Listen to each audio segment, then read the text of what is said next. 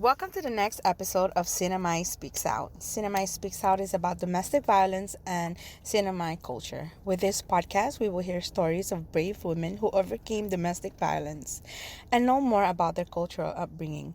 I'm your host, Jenn Taman, and today we have the privilege of hearing our guest's story. For the purpose of safety, our guests will remain anonymous. So welcome and thank you for being here and sharing your story.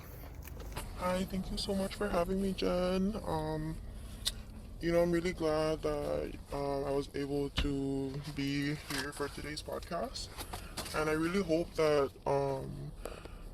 women just learn how to love themselves and like they learn something from what I'm about to share with you today. Oh, thank you. Thank you for your courage and thank you for allowing me to share your story. So, for start, right? Can you tell us like a little bit about your story? Like, can you describe your relationship in the beginning? Okay, so I actually have been in two domestic violence relationships, but I'm just gonna explain a little bit because I feel like the first experience really prepared me to leave when I got into the next one, especially when I recognized like the red flags and just everything. That's like I'm so glad that I went through the first one because it made it so much easier for me to leave the next. Right. Yeah, and my first domestic violence relationship, it was crazy because I felt like I was so alone, and the person I was with was really like he never hit me or anything, but I feel like it was a lot of emotional and mental abuse because I felt like I couldn't do anything. I was in my own person. Sorry, I was in my own person. Um, I also feel like um, I just couldn't do anything on my own. Like there was the sense of control. Yeah. Right. Sometimes, talking about it makes me feel like heavy in my chest, but I learned that being forgiving, especially when you never get an apology, and most times it's gonna be like that, but you just need to learn to let go and just move on forward because there's nowhere else to go. Sounds so cliche, but it's literally that. Like you just have to move forward. So, um, my first domestic violence relationship, he was really bad. When I tried to leave him, he scratched my car, my whole car, rolled the side, caught my brake. I almost got into an accident because when I was reversing, there was an incoming car and I was trying to step on my brake, and it didn't go. It was loose, and then I had to pull my emergency brake up to realize that that like my car had been tampered with, and then when I went out of my car, it was totally vandalized. Like the whole thing was scratched and everything, and like it was so bad. And he just kept, playing mind games with me, and it was just so hard to leave, no matter how bad it got. Right. It even came to a point where, wow, like I kind of gotta like hide this from my friends and family because they really don't want me to be with him, but I don't know why I keep going back. Right. It was so hard to get out of it. Only when I realized that he was trying to make me lose my job was when I was like, okay, this man doesn't love me. Because if he did, he would respect everything that I stand for and everything that, I is important to me. And when he tried to make me lose my job, that's when I was like, oh my gosh, no, I need to file a TRO because he won't stop bothering me. And this guy is crazy. He would literally try to, like, I block all his numbers, a new number would call me. It was so crazy and traumatizing. And Like almost to the point where like you were being stalked. yeah, I was being stalked, definitely being stalked. And I have a lot, like, I filed a TRO, but it sucked because I felt like the TRO didn't do anything. We were always in court, and I was always trying to prove something. I was really always trying to prove something when they're like, oh, you don't have proof because you don't have cameras or something. I'm telling you, like, it was so hard. Like, it was so embarrassing and traumatizing to go in court, and then you tell the ugly, and then at the end of the day, they don't put them in jail. Like, they don't do anything. It's just like, oh, you don't have proof, so it's free to walk. Been so hard. I'm sorry that you experienced that. It's okay, boo. But yeah, that was so crazy, and there's just more that led up to the TRO. But then I just learned to like totally ignore him. even if there's phone calls that call it, like, man, it's just a lot of like letting go and just thinking more positively. And then okay, that one ended, and then I recently dated somebody, and we just recently, not recently, maybe in July, we split. And this one caught me off guard because everyone knew him as a great person, as a good person, a nice person, couldn't even hurt a fly type of person. And like, I just, when I decided that I wanted to leave him, especially because I saw like messages, and like, I don't want to be with a partner who I cannot trust, and nobody wants to be in a relationship like that, right? So, I told him, like, hey, if that's what you want to do, then that's what you want to do. And me, I'm just going to focus on me. I don't deserve this type of disrespect. And it's not like, it's just what I want for myself. So I tried to leave, and he was being very, very restraintful, like really holding me. And the same as my last ex, they were being very restraintful. But the last ex never hit me. But he did a lot of more crazier stuff.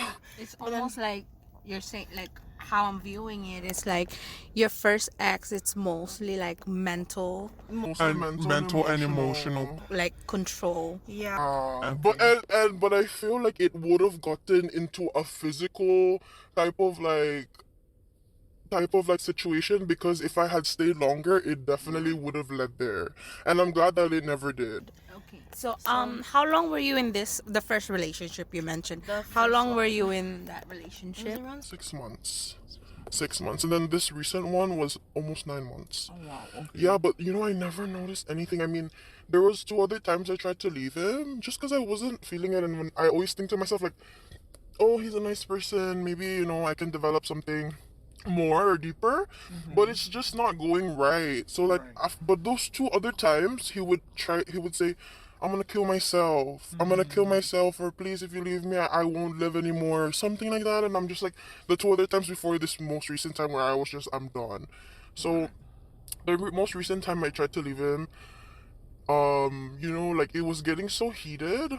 It was just getting so heated. I mean, I know that what happened is in the article, is in an article somewhere, or in Saipan Tribune or whatever, but, he beat me up. Like, he beat me up. This guy's strong. He's strong. And at first I was shocked, because I'm like, what like, I cannot believe we're going at it right now. I can't believe, like, he's hurting.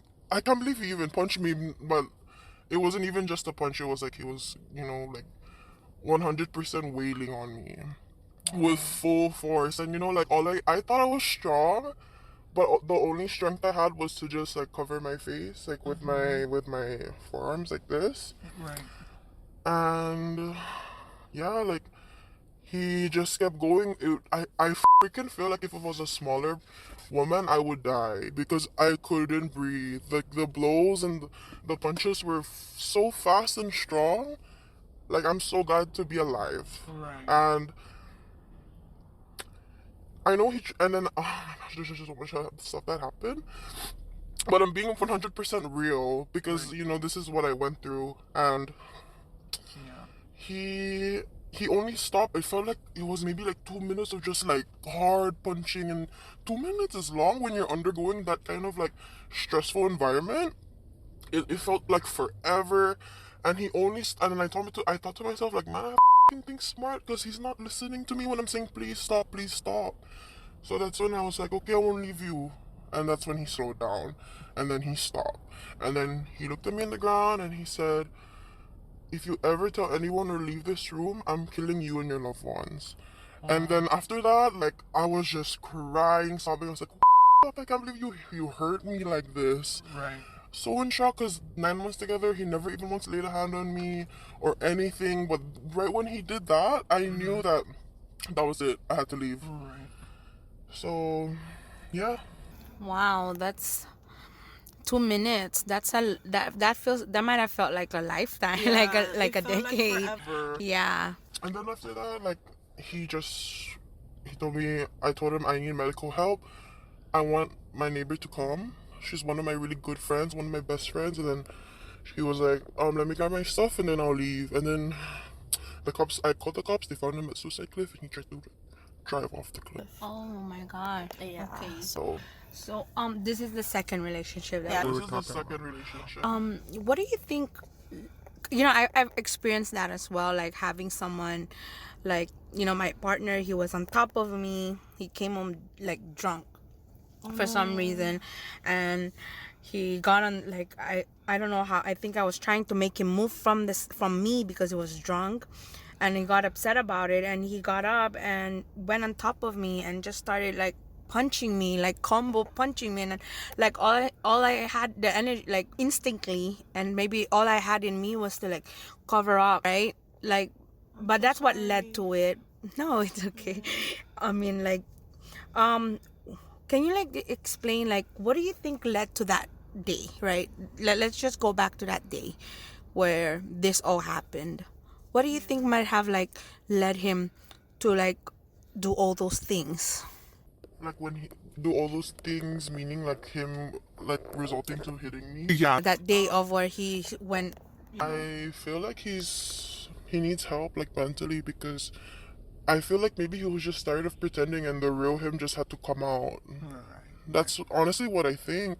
And I've spoken to like my prosecutor, and they're like, this kid's like a sociopath. Like, he very charming in the beginning, it's very nice. Right. Never would have thought, Right. And then, when they're upset, because no matter how angry and upset you are, you don't hit anybody. No one deserves to be hit. And I'm so glad that after that experience I just left. Like, I was just like, no, like literally after that moment when after he hit me, everything had transpired. Like, we just never had contact. Right. So it was hard, but it was hard in the beginning, of course, because I had to go from like I love someone to like, man, I cannot see them anymore. Right. Right. And that's the truth. That's like, you need to be very strong, because you just know that when you stick, you just stick out and then go through that. Like, what's waiting ahead of that is so much more rewarding, and it's so much more better for you, your well-being, your safety, and everything, your mental health, everything. Yeah. Right.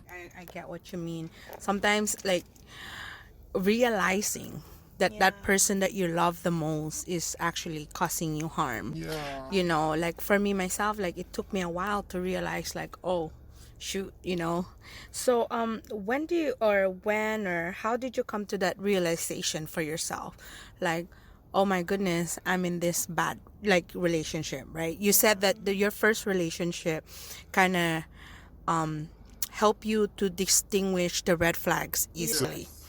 So let's go back to the first relationship. Like, when did you realize, like, oh, I'm in a very bad I'm in a bad situation? Man, when he tried to make me lose my job was when I was just like, wow, like, that is like my bread and butter, and it's like what helps me survive, and I'm really on my own. No one else supports me. So when he tried to take that away from me, knowing how important it was to me, that's when I was like, you're done. I don't want to deal with you. And then with the second one, when he touched me, even before like anything, I always told myself, if anyone lays a hand on me, I am not gonna freaking.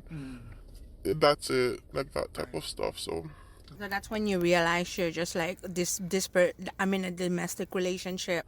I'm in a controlling relationship, and I'm just not gonna have it. yeah. But sometimes also when you're in that situation, like sometimes, man, what your mind and your heart is fighting, because even when that happened, I was like, oh my gosh, like, should I still give him a chance? And then there's a bigger part of me like, oh fuck no, you better not. Like, because I learned from the first one, like, I shouldn't be treated like this, and I deserve more. And anybody who has ever been in a domestic violence relationship, like, I hope you know that you deserve more, and just love yourself, because like, someone who loves you won't hurt you.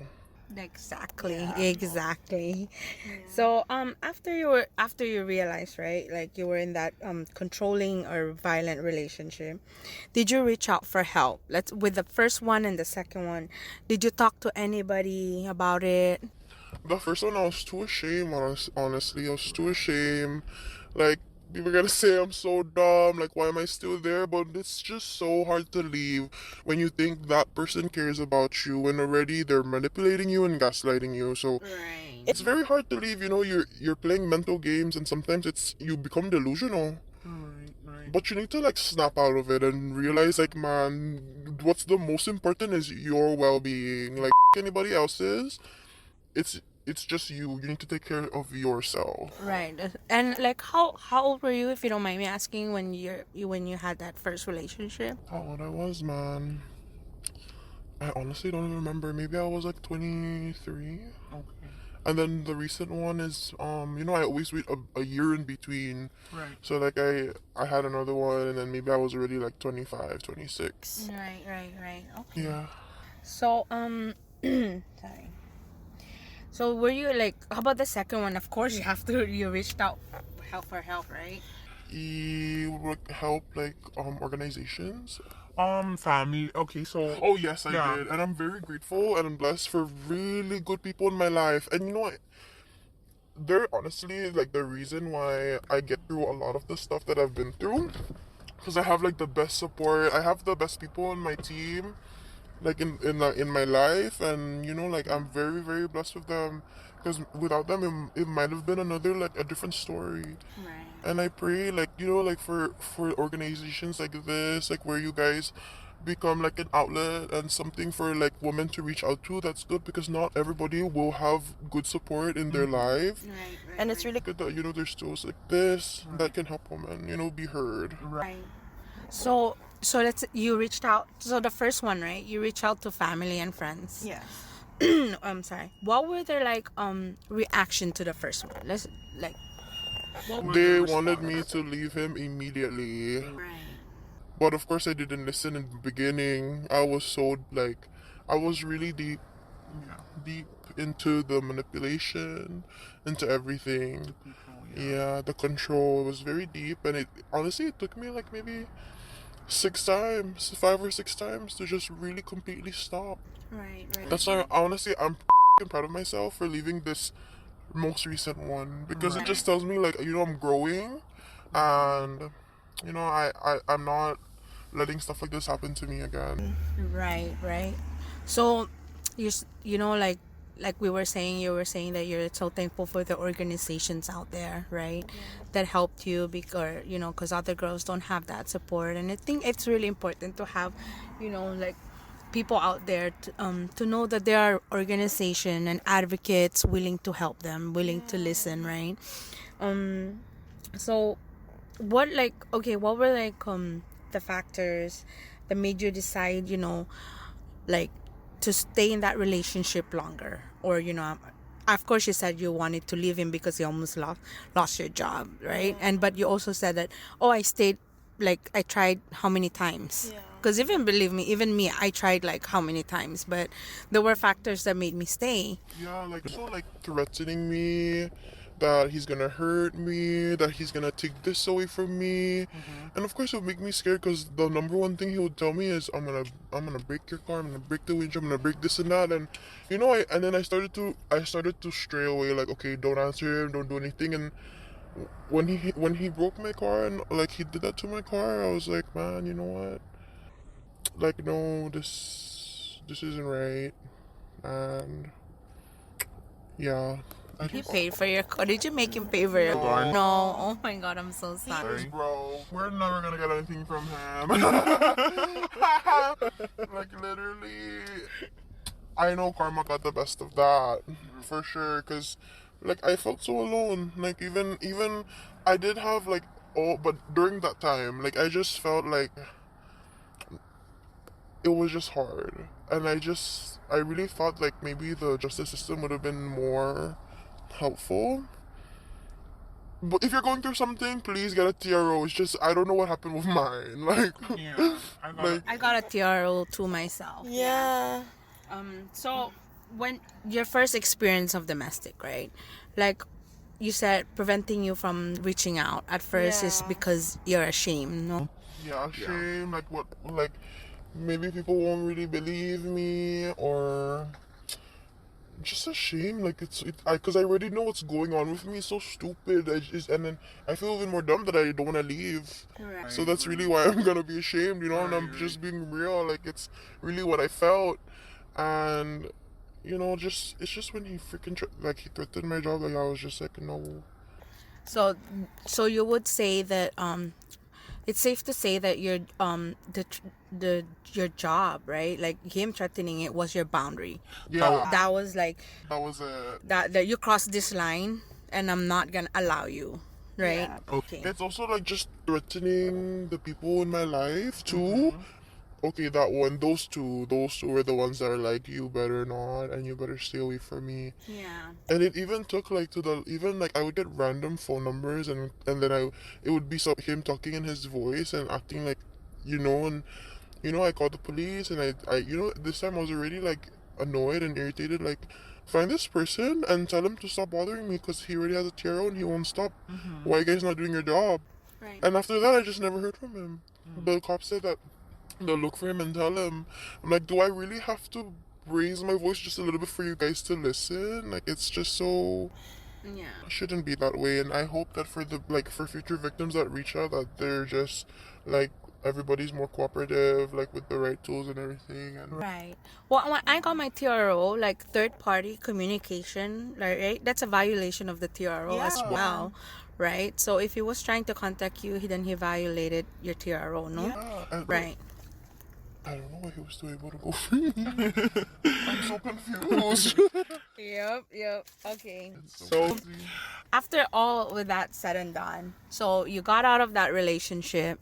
What was your friends and family's reaction? They're like, how, like, hey, I'm out of this this relationship. What were like the reaction for the first one and the second time?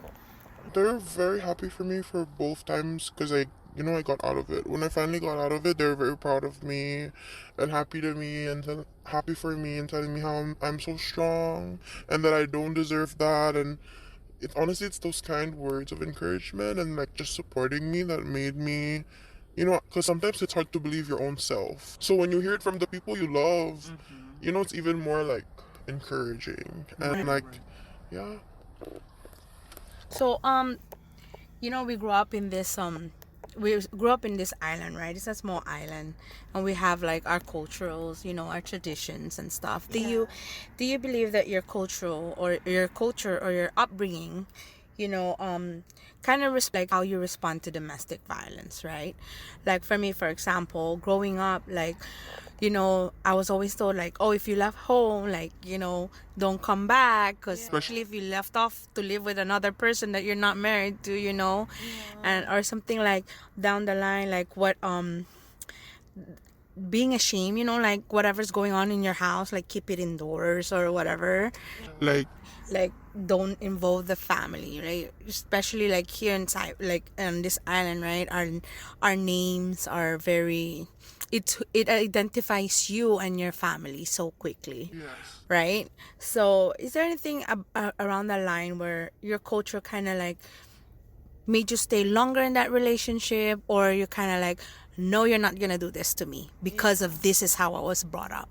That one. That second one, like my family, like, I may not have the best relationship with my parents growing up, but we're healing through trauma and like generational stuff that's been going on to the family, and we're breaking through those stuff. So, my parents are very proud of me for leaving. Of course, they're very, very upset, like with, those individuals. But yeah, like nothing cultural at all. Like in our culture, like you just need to, or from how I was raised, like you need to be respected. So like, I that's why I was able also to like just know my self-worth and like know that I don't deserve that, and I need to go. I need to get out. Right. So being brought up in this cultural traditions or cultural belief that you as a woman has to be, respected, gave you the motivation to get out of this situation. Yeah. Yeah, and it's just respect for everybody. Like, even girls shouldn't hit guys. Like, it goes vice versa. You shouldn't hit anybody when you are, or just manipulate anyone because of, like, how you feel about yourself. Or just, you need to learn how to, like, people need to learn how to control their anger, Right. And all Their of those stuff. emotions. Yeah, and their Right. emotions. Right. And it shouldn't be directed or, like, brought onto others. right. So, what advice do you wish to have given yourself before the violence started, right? You know, when you're in that first phase of the kind of moment or like everything is doing great.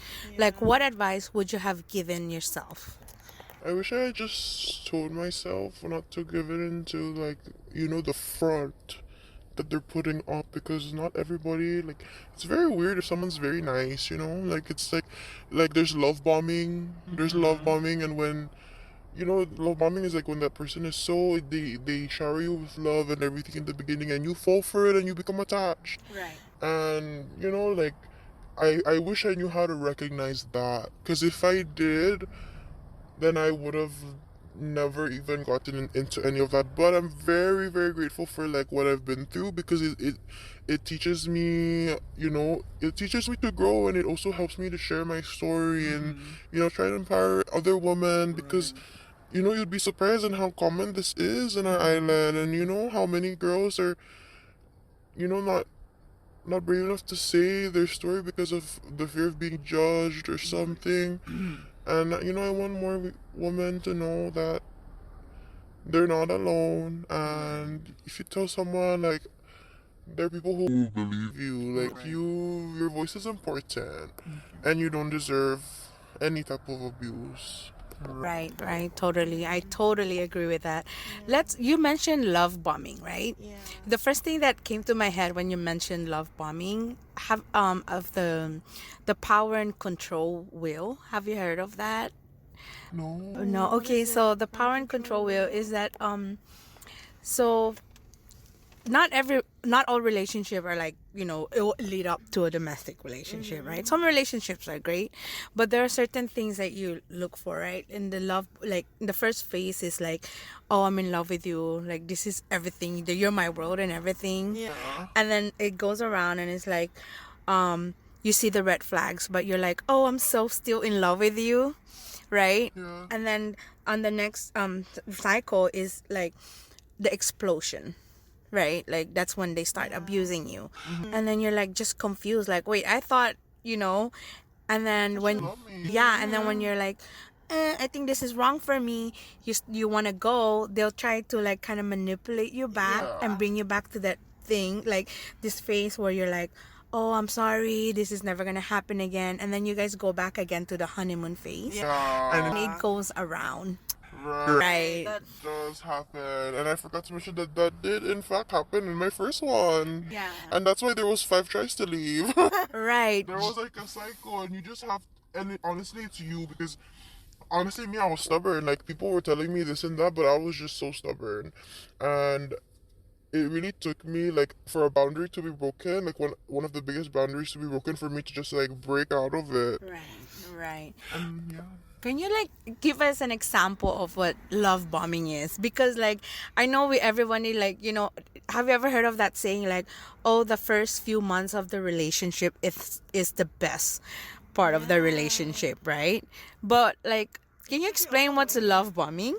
Love bombing to me is like, they really try to get you to like them, so they spoil you. They really put up a front. Like, they make you love a version of themselves that's not really themselves by all the stuff they're doing for you, because they think you love it. They think, like, for example, if I say I like something, they're gonna do their best if they can get that for me.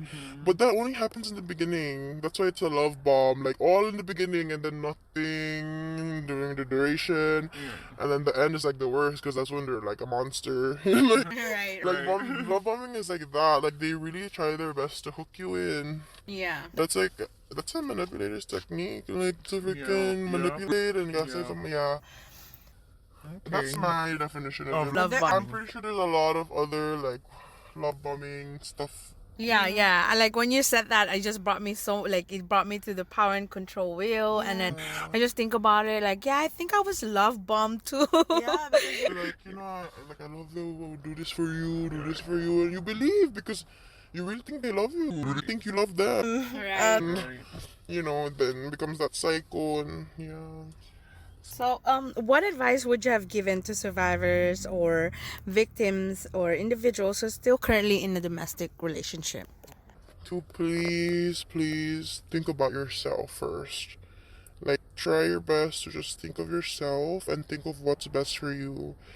just like try to ask yourself, like, it may be so hard right now, but try your best to think about the best thing. What's the best thing for you? Because you have yourself, you were fine before you met this person, right? Like, you can be fine without them. Like, and if not, then just think about the best for you, because if you are in a best domestic relationship, then I'm pretty sure it's bad and you wouldn't want that for yourself. Or if you have children, think about your children, because it's their well-being, and most especially yours. Because, like, for me, like, how I had to really, really love myself, and I'm still learning to love myself. Everything, the ugly, the good, everything. And, like, when you love yourself, you realize, like, you deserve more. And when something bad happens to you, when to, like, like, oh, I have to detach because this is not good for me. Right. Okay, so what do you wish the CNMI community understood about domestic violence? I wish they understood that it's it's very hard to talk about, and we just need people who are very patient and willing to listen to everybody's like stories.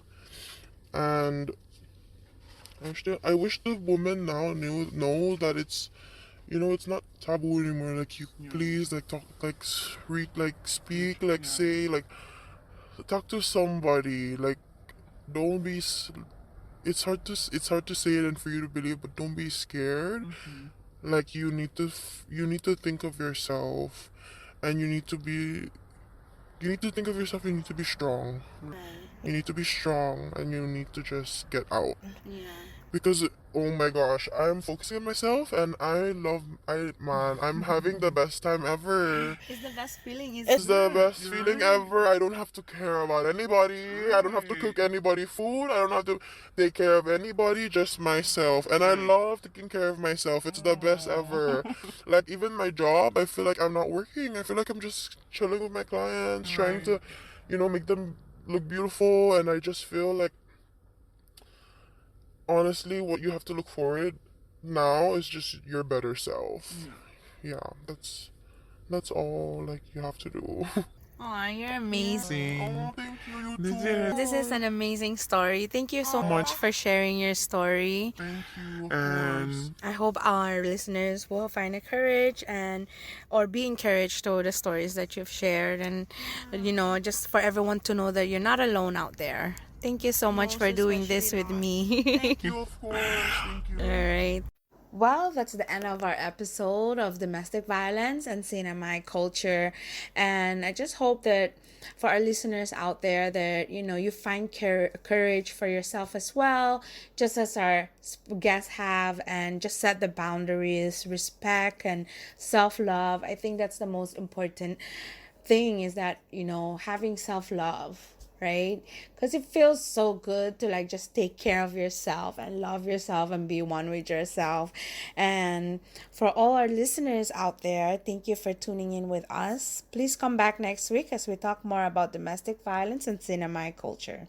Lastly, if you are experiencing domestic violence or know someone who might be experiencing domestic violence, please call 911 or a victim hotline 670-234-3878. Thank you, and hope to see you all next week. The CNMI Speaks Out has been made possible in part by a major grant from the Northern Marianas Humanities Council and the National Endowment for the Humanities. Any views, finding, conclusion, or recommendation expressed in this podcast do not necessarily represent those of the Northern Marianas Humanities Council or the National Endowment for the Humanities.